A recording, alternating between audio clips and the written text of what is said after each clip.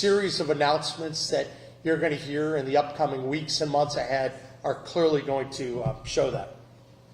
You know, since I first took office in January, we've been focusing very aggressively on economic development. And it's meant to be different than what was in the past, but the goal is still the same. We want to attract as many jobs to the state as possible and retain our strength as well. You keep a lot of people that are working here in West Virginia for a long time, and then you educate more people about the incredible opportunities here in West Virginia. Now, in order for West Virginia to grow and reach her potential, we must create more jobs. And we have to drive economic development. We also have to lift up our standard of living. Right now, 50th is not acceptable. 50th in workforce is not acceptable. But we're making the decisions, the steps, to make things stronger and better. And that's why the first executive order that I signed was establishing an economic backyard brawl to increase our competitiveness with all the states that we touch. And I think you're beginning to hear more about that, because that's going to apply on the tax side. It's going to apply in terms of the cutting red tape free zone. It's going to apply in terms of licensing, permitting decisions, and workforce. West Virginia is competing, and we're going to keep winning and winning, and we're going to close the gap with a lot of our competitors. Why?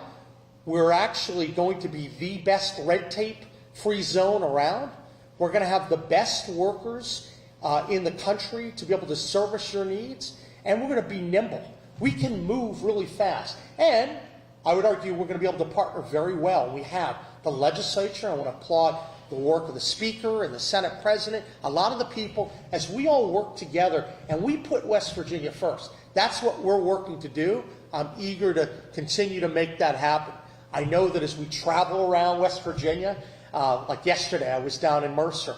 I was pleased to work with a lot of the local officials, a lot of the legislators. That's terrific. We want to build on the good relationships we have. If you care about our state and you have something to contribute, we want to work with you, right?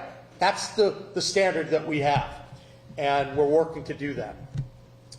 We need to make West Virginia the best place in our region, and ultimately the country, to live, work, and raise a family.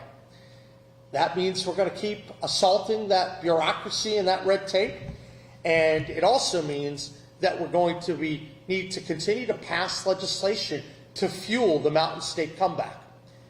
This year, I think many of you know, we passed Senate Bill 458, our bill to establish universal licensing reciprocity.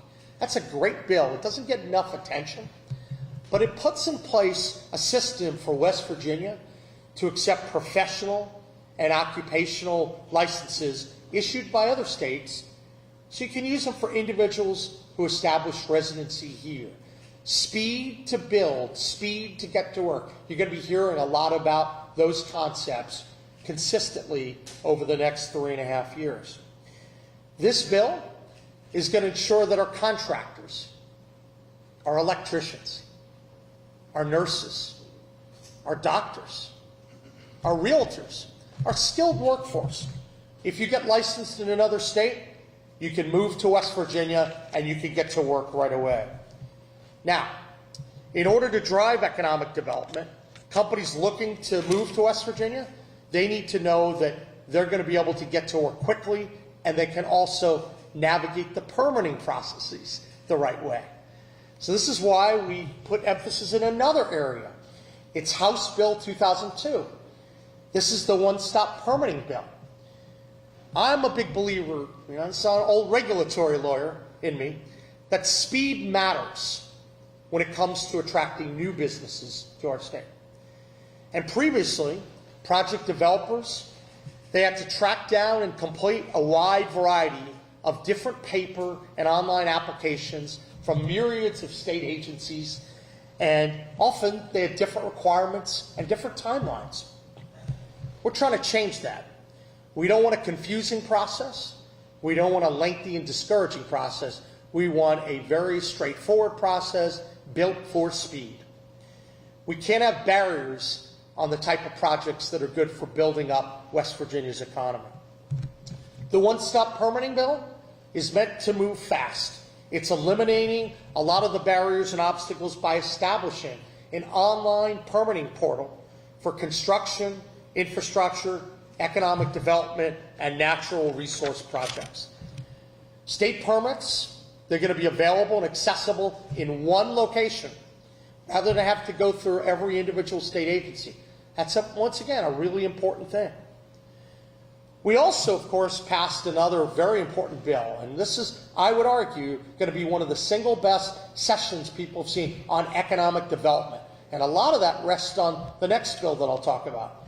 That's House Bill 2014, the Power Generation and Consumption Act, and that's making West Virginia the most attractive place to build data centers in the country and expands the use of microgrids in the state. It's a really powerful bill. We've been working and talking with a lot of people in recent months, and I've had multiple trips focused exactly on bringing data centers to West Virginia. I'm excited about that. That can be a game changer for our state. That bill expands microgrid development in West Virginia. It utilizes our energy resources and makes it easier and faster for data centers to come to the state. This bill, it's a once-in-a-generation opportunity for West Virginia to power the future of data. And it's helping America compete with China on an international level. And I want to applaud all the members, the House of Delegates and Senators who voted for this important legislation as well. We work as a team in West Virginia, and that's how we're going to continue to do it. I'm certainly grateful for their work. But we're not slowing down. We cannot declare success if you're 49th and 50th in the rankings. We have to be aggressive, and we have to make sure that we're out-competing the other states. There is a lot more work to do to continue to advance economic development in West Virginia. So, today, I'm here to announce several other economic initiatives to create jobs and better opportunities for folks in the Mountain State. We're calling this the Grow West Virginia Project. And the Grow West Virginia Economic Plan, it's looking to accomplish growth in a number of areas. One, we want to grow your paycheck. We recognize that a lot of people in West Virginia are hurting right now. And inflation under President Biden went through the roof. And we know President Trump is doing a lot of good work, but we know more work needs to be done. But West Virginia is going to work with our president, and we're going to work and do really terrific things here in state to make sure you're getting the benefit of that larger paycheck. That's important. Your standard of living matters enormously, and we care about that, and we're going to keep fighting to ensure that it grows. Two, look, we need to grow jobs. We talk about this in workforce participation, but we need good paying jobs, more of them here in the Mountain State. And we also need to put more people to work who have not been to the workforce. But growing jobs is critical. Third, we're going to have to keep growing the free market. That's really important. Big believer in cutting the red tape and what that does. And when you become the fastest in terms of providing permits to people in the region and you're cutting red tape, as you can tell, what a difference that's going to make, and certainly grateful for everything that you're doing here. Four, we're going to grow opportunities with our workforce. You're only as strong as your people. And boy, West Virginia, we have some amazing people, a lot of skilled workers. We're going to keep growing that through our partnerships with the technical colleges, our VOTech education. You know, I've always said we need to be a factory for the production of electricians and plumbers and sheet metal workers and contractors. We have to continue to focus on that and the quality of our workforce. And of course, finally, we have to grow our labor participation by getting able-bodied West Virginians back to work. That's a comprehensive approach that's going to get many more people to work that previously were outside of that workforce. Workforce participation numbers have to rise in West Virginia. I'm tired of them being much lower than the national average. We have to grow. And we're taking steps to make that happen. One of the steps we're taking as part of Grow West Virginia is through a lot of the work that's been, a lot of the resources provided to the executive. We're announcing today a West Virginia Jobs Initiative, and we're going to have a minimum of $50 million that we're going to have available for a lot of the targeted investments that fit into our overall economic development plans. A lot of that, some of the traditional EDA loans and targeted ways. And I want you to hear what we're always going to talk about. ROI, return on investment. Not what you saw sometimes in the past, a lot of federal money, you throw it on the wall, you hope that it sticks. Maybe it produces jobs, maybe it doesn't. No, we're looking at ROI in terms of every single opportunity we have to have jobs in place, and we want to make sure we're providing the help we need. Our workforce, our regulatory environment, the targeted investments that make a big difference to encourage our free market to grow and for our economy to really hum. Going forward, as we have additional requests, we're looking forward to working with the legislature to make that happen. And so I'm certainly pleased with that. We also have another big announcement today, and I'm really happy about it, and one of the most terrific parts of West Virginia. Today, I'm announcing that we have some new job starts, and that Mettler Packaging is here, and they're going to be expanding their facility in Moorfield with a $400,000 investment from West Virginia Jobs Initiative. And this is going to create a minimum of 50 jobs, but I think there's even going to be a broader partnership available for the company. We were talking a little bit coming in on the way, chatting about the beauty of that area and the growth, quite frankly, in Hardee County and the eastern part of the state. I'm a big believer in all West Virginia, but I'll tell you what, I'm watching that eastern part of the state grow, and that's really terrific. So kudos to you, and I'm very happy to work with you. This expansion, it's going to include the construction of new building, the purchase of new equipment, and also part of a partnership.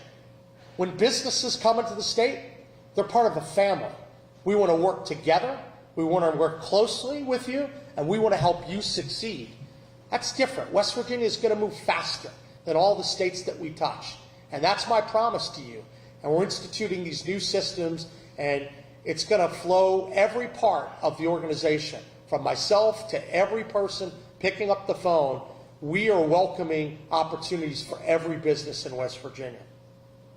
Exciting thing about Mettler Packaging, you guys first established your U.S. production facility in 2022.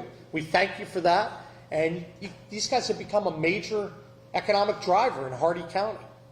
This expansion, it's going to not only retain the 120 jobs there after the expansion, I'll have at least 170 jobs. This is great. That makes a big presence in that part of the state. And we know that every time a new job like this is provided, other businesses in the community are going to benefit from having West Virginians spend their money. I talked to them about one of the restaurants we both like going to, right? I know that, we know that part of the state pretty well. And so when you have all these new people coming in, that's going to be good for the people that are selling clothes to our consumers, who have restaurants, who have businesses. People are open for business. So this is outstanding. I'm very excited about all of this. So congratulations to you for that. Today's announcement, well, it comes at the same time I'm fulfilling a promise that I made in my State of the State.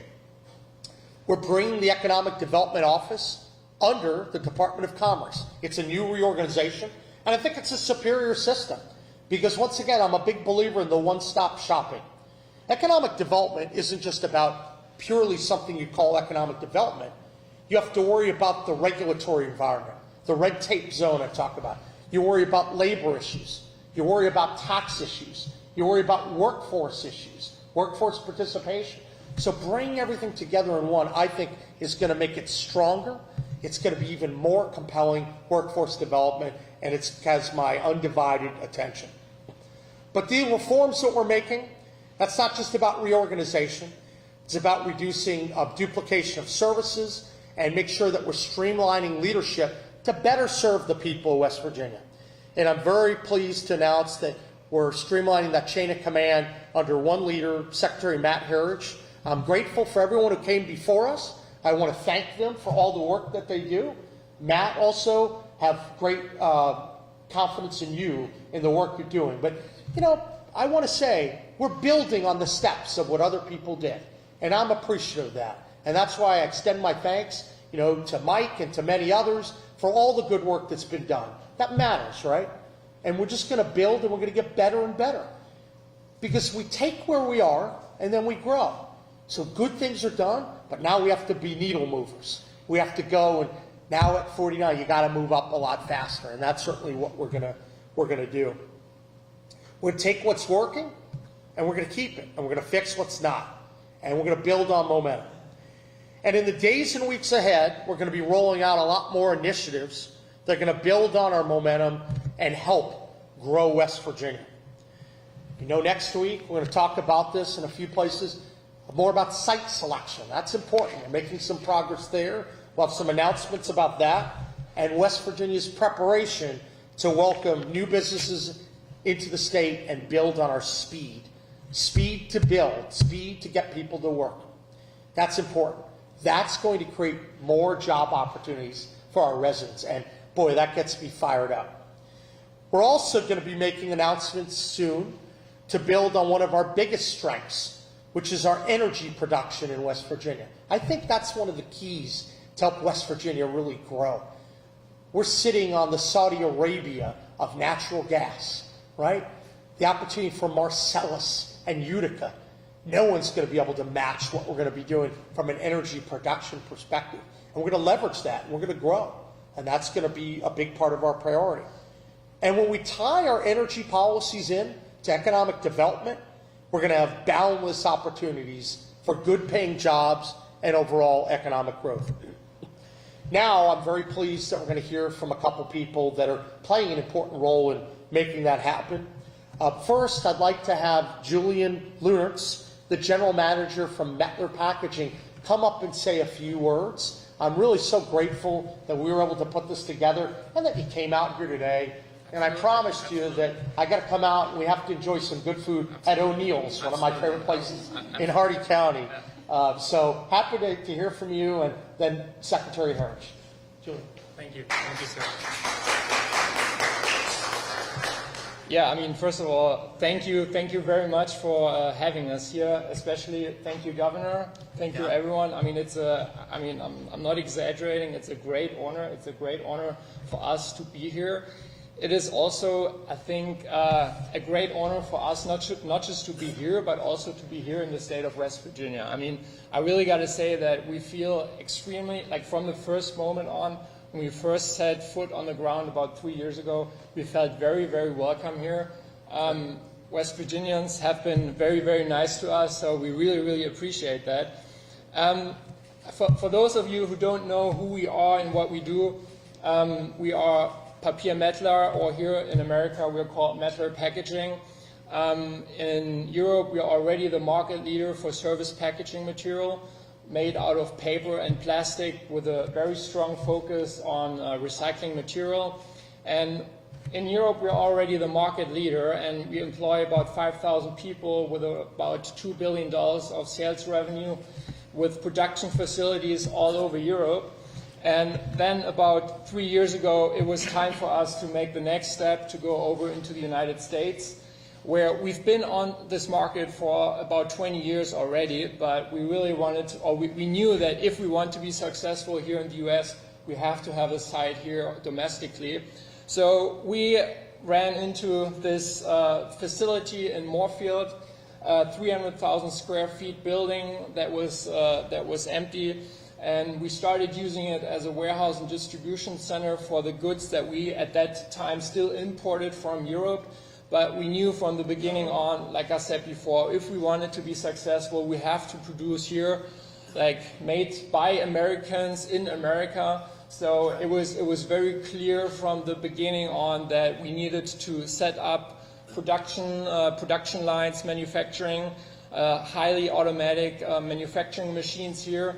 So, and that is, like, we started with that only a few months later, and that is when employment, the number of employees really started picking up. So when we first started here 3 years ago, our expectation was to hire about 75 people, and like you said, I mean, we have now already exceeded the number of employees. Like, we're now already above 100. And yeah, I mean, like I said before, the only way that was possible was because of the great help that we have been receiving. both on the state level, especially from the Economic Development Department, as well as on the county level, the Hardy County. So both have been extremely supportive. And we now got to the point where the building is not big enough anymore. It's completely been filled up. So we really want to take the next step and expand the existing building in order to have more expansion here in the United States. We will need that building to use it as a highly automated, high-rec warehouse in order to open up more space in the existing building to put up even more production lines, and then hopefully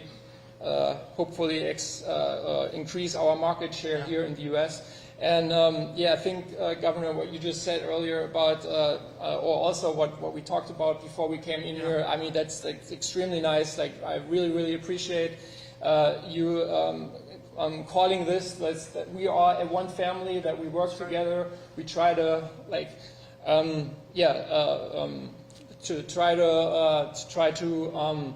get better as a company, and in the end of the day, that will benefit the company, the state, and all the people of West Virginia. I think that is very, very true. And also certainly very appreciate the very business-friendly approach that you are taking here. I think there's a very, very good future for us ahead of us here. So just one more thing. I mean, we chose West Virginia, and I can say for sure we do not regret it at all. It's been a very great decision, and we're very, very happy to be here. That's great. Thank you. And now I just want to brag a little bit. We've had some wonderful people. It's a team approach. Our whole governor's office and economic development and commerce staff, just doing great, great things. But I will say that we have a really terrific leader emerging with this blend of economic development into commerce. I'm just so happy that Matt Herridge has decided to join our team. Matt, you're doing great work. Thank you. Thank you, sir. Thank you. Good morning, everyone. Just want to say thanks to the governor first and his leadership in economic development for the great state of West Virginia. It's truly tremendous to get to have a first row seat to see what he's doing and the changes that we're seeing and we're going to see in West Virginia. I also want to congratulate Mettler Packaging. Thank you for being here. It looks like you got things in the bag. Is that right? That was a bad joke, I know. Oh, man.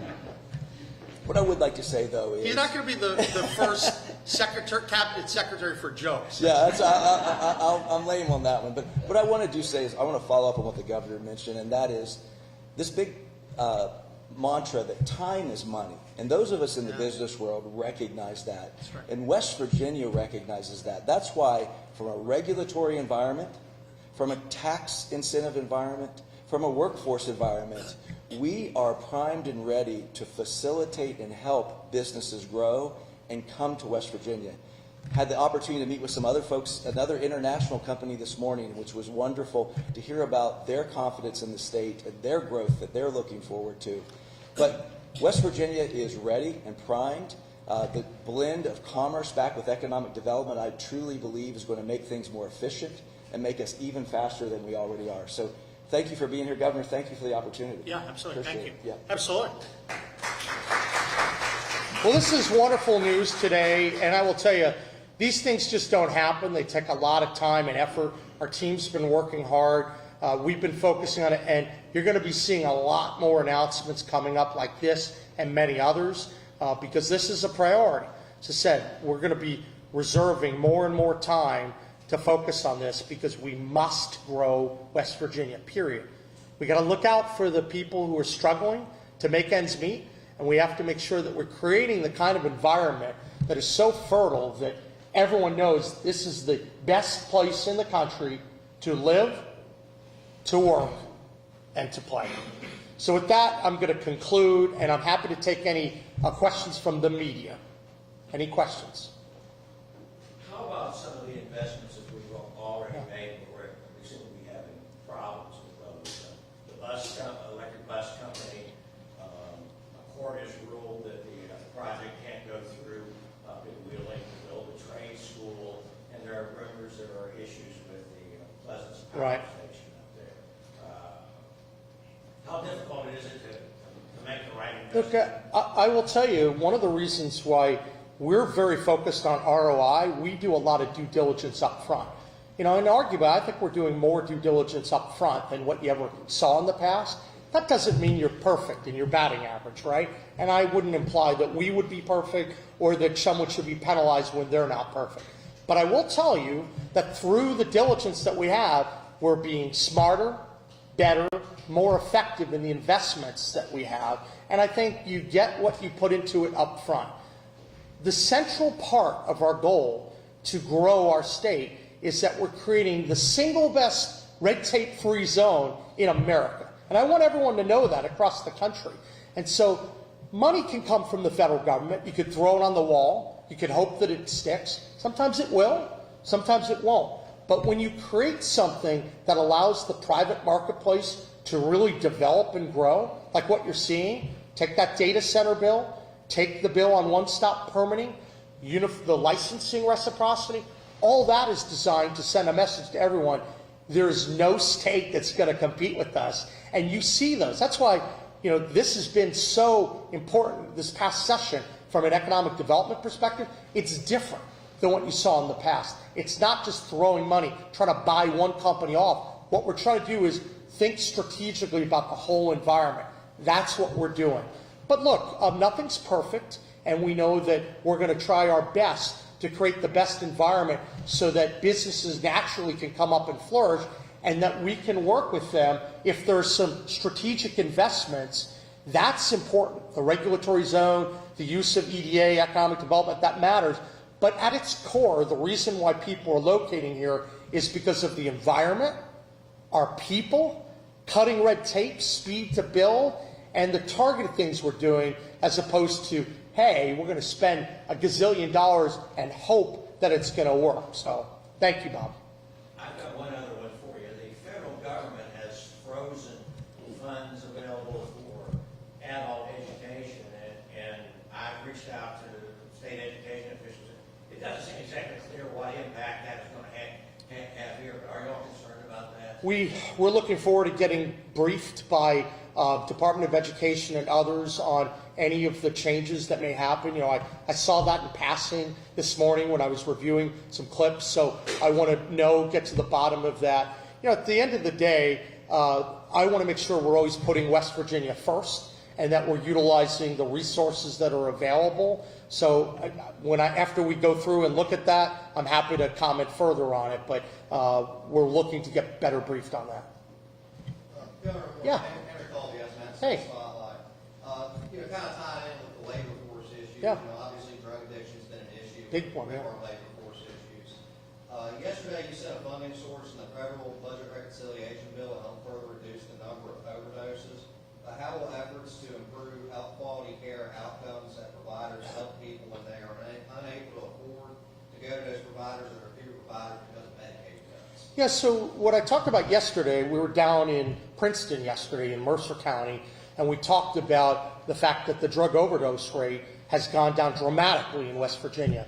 And, you know, you can point to a lot of different factors for that. I know that's an issue I've been working really, really hard on over the 12 years I was Attorney General. And there are a lot of people. Once again, it's a team approach. You saw the legislature, you saw me in the AG's office working together, former governor and other people, all working to make that happen. I really think everyone had good intentions. But you also saw some creative things of what we did in the AG's office, the creation of the West Virginia First Foundation, the top-rated per capita settlements in the country. Think about that again. We said no to all the approaches, and we did the right thing, and now we're seeing the benefit of that. But yesterday, I talked about the opportunity that in the bill that just passed, there's a minimum of $500 million that's going to be available for West Virginia for rural health care. And as part of that provision, there's an opportunity to focus on improving healthcare outcomes. Maybe it's COPD, maybe it's diabetes, maybe it's congestive heart failure, all these areas that are occurring in rural areas. Well, what is common to virtually every county in West Virginia? It's a rural area. So there's a pot of resources that's available for the state and for the governor to submit to HHS, and that's $500 million minimum over a 5-year period.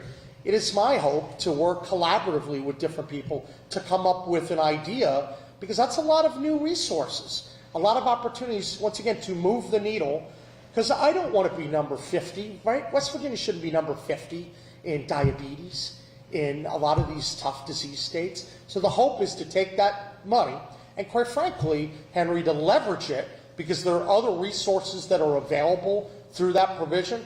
That's $500 million guaranteed for each state, but then CMS has the potential to provide more resources if you have the right kind of project that's going to be helpful. And we're certainly looking forward to working to putting a competitive project together, and I think that's going to be a big, big plus for West Virginia. So a lot of people are writing about the changes, and obviously we're going to have to get ready for that. I have to protect West Virginia. That's my job as governor. But this is a unbelievably good opportunity for West Virginia to help address healthcare outcomes in rural areas. Substance abuse will be one of those areas, I would imagine, because you have to, I think there's a requirement of addressing at least 3 of the criteria, and outcomes, including substance abuse, would be one of them. So thank you. It's a great, great question. Next question from the media. Lori. Hey.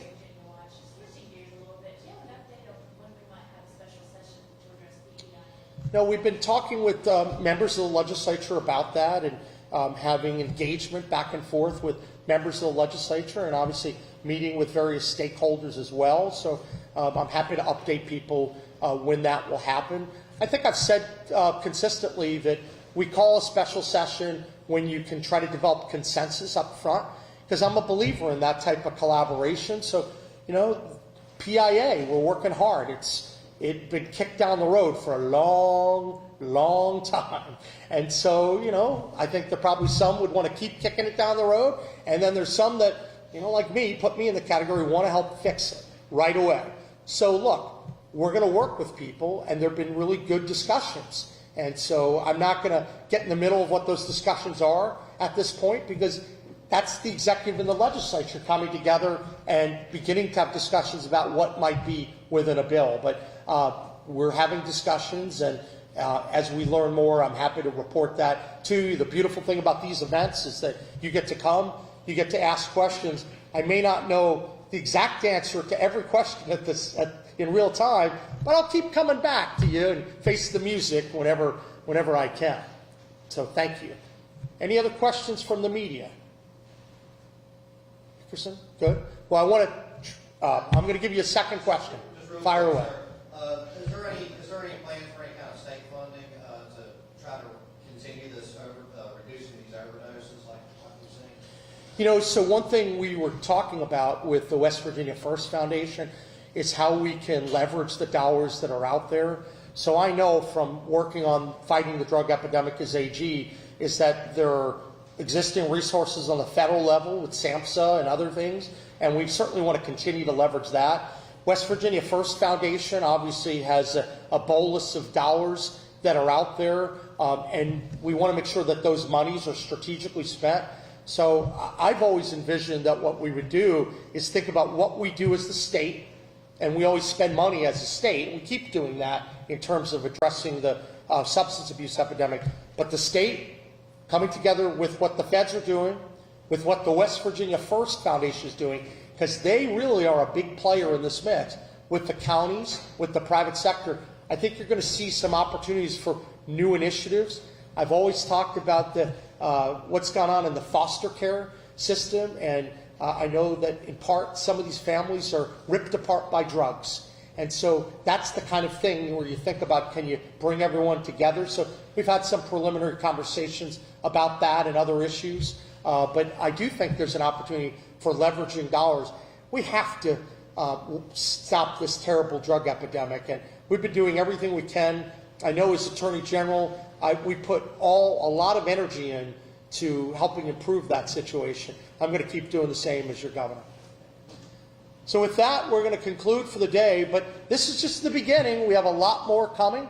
I want to thank everyone on our team who works tirelessly, even folks not in this room. I appreciate everyone coming here. We have a lot of work to do to grow, but we're moving in the right direction. Thank you, and God bless.